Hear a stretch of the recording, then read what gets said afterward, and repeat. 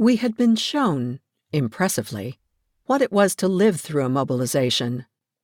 Now we were to learn that mobilization is only one of the concomitants of martial law, and that martial law is not comfortable to live under, at least till one gets used to it. At first, its main purpose, to the neutral civilian, seemed certainly to be the wayward pleasure of complicating his life, and in that line it excelled in the last refinements of ingenuity. Instructions began to shower on us after the lull of the first days. Instructions as what to do and what not to do in order to make our presence tolerable and our persons secure. In the first place, foreigners could not remain in France without satisfying the authorities as to their nationality and antecedents, and to do this necessitated repeated ineffective visits to chanceries, consulates, and police stations, each too densely thronged with flustered applicants to permit the entrance of one more.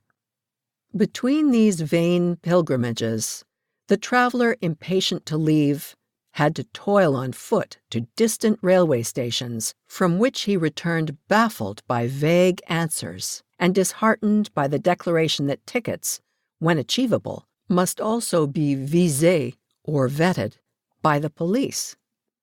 There was a moment when it seemed that one's inmost thoughts had to have that unobtainable visa, to obtain which more fruitless hours must be lived on grimy stairways between perspiring layers of fellow aliens. Meanwhile, one's money was probably running short, and one must cable or telegraph for more. Ah, but cables and telegrams must be visés too, and even when they were, one got no guarantee that they would be sent.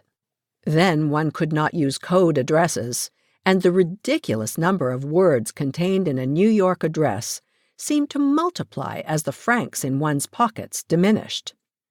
And when the cable was finally dispatched, it was either lost on the way or reached its destination only to call forth, after anxious days, the disheartening response, "Impossible at present. Making every effort."